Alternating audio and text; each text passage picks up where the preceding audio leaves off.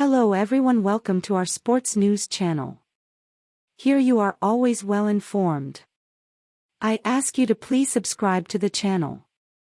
Leave your like and thank you very much. Hours before the NFL draft began, Indianapolis Colts owner Jim Irsay called quarterback Anthony Richardson and shared a secret he'd been keeping for weeks. "I said, there's a good chance you'll be coming to Indy in 3 hours, Irsay said. But I said, I don't know.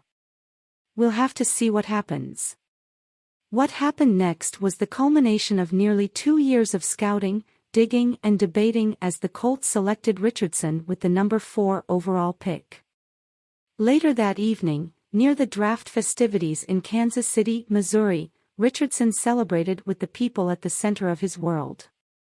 Roughly 30 family members, including his grandmother, aunts, uncles and cousins, along with his former coaches, friends and representatives, joined him for an intimate post-draft party.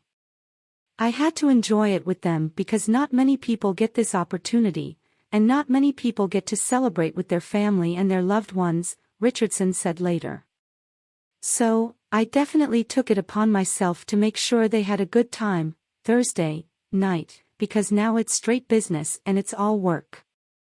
Those are the words of a man who understands the gravity of the job in front of him. 7 different quarterbacks have started games for the Colts in the past 4 seasons. Remarkably, the Colts changed starting quarterbacks 4 times in 2022 when they finished with a 4-12-1 record. They've spent in excess of $100 million on quarterbacks since 2019, when franchise QB Andrew Luck retired, and the instability at the position has been an ever-present burden on the organization. Now, here comes Richardson, the team's next potential solution. The Colts' future is a 6'4", 244-pound 20-year-old with a youthful smile and a scary skill set. But not everyone was convinced at first Richardson was the answer, or that he would be available at number 4. "It got a little tense there," Colts GM Chris Ballard said. The Colts' curiosity about Richardson had been piqued long before he became Florida's full-time starter last season. Back in the 2021 season, when Richardson attempted only 64 passes as a true sophomore, the Colts scouts were already putting Richardson on Ballard's radar. The scouts had given Richardson very favorable grades, even though his sophomore season produced just 6 touchdown passes and 5 interceptions.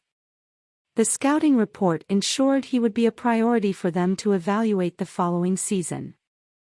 Chief Personnel Executive Morocco Brown took particular interest, and the Colts dispatched him to Gainesville, Florida to scout Richardson during preseason practices last summer. At 4:51 p.m. on August 12, Brown fired off the first of many texts to Ballard about a player he considered a prospect with dazzling potential. "I'm drooling watching him spin it," he typed, referring to Richardson's effortless throws. Richardson, Brown said after the draft, had a bounce to him as he was just running up and down the field, rolling out, whatever. The ball just came out of his hand. It looked like the closest thing I'd seen to maybe Michael Vick. Everything just looked easy. But the Colts were a long way from determining if Richardson had what it took to lead their team. His resume was so thin, his game so raw, that no one had much to go on. All the Colts could do was keep watching. Richardson started the 2022 season strong, completing 71% of his pass attempts in an opening win over 7th-ranked Utah. Next came a much-hyped matchup with Kentucky and quarterback Will Levis, another top prospect who Friday was selected in the 2nd round by the Tennessee Titans. Richardson completed just 40% of his passes and had 2 interceptions with no touchdowns in a loss to Kentucky. Similar ups and downs followed. A 453-yard performance against Tennessee and quarterback Hendon Hooker, juxtaposed against a regular season finale in which he finished 9 of 27 against Florida State. The inconsistencies were concerning. Even after the season, there was no consensus at Colts headquarters. Yes, momentum for Richardson was building within the organization, in part because of Brown's persistence. But assistant general manager Ed Dodds, whose voice carries great weight with Ballard, was deeply skeptical because of Richardson's inexperience and performance disparity. He had just 13 starts, completed only 53.8% of his attempts in 2022. His 17 touchdown passes and 2,549 passing yards weren't exactly eye-popping. I went into this thing, because of the limited resume, like, what are we doing? Dodd said later.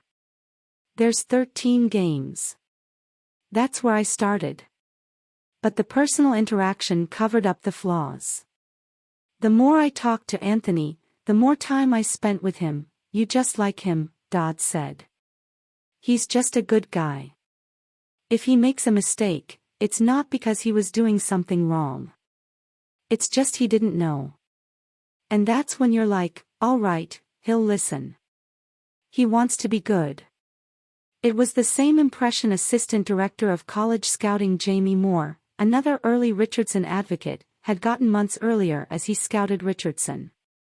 And it's the same takeaway Brown had during his many conversations with the player. Richardson's coachability, they believed, would help him overcome his deficiencies. There was also the obvious, Richardson's elite combination of throwing and running ability. He'd already dominated the NFL scouting combine with one of the best ever testing performances by a quarterback, breaking the all-time vertical jump record for the position, 40.5 inches.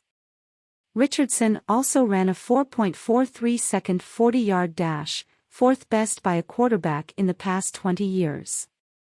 Then, there were his towering deep throws, the ones that had Brown firing off those initial text messages back in August. He is not of this universe, one member of the personnel department said.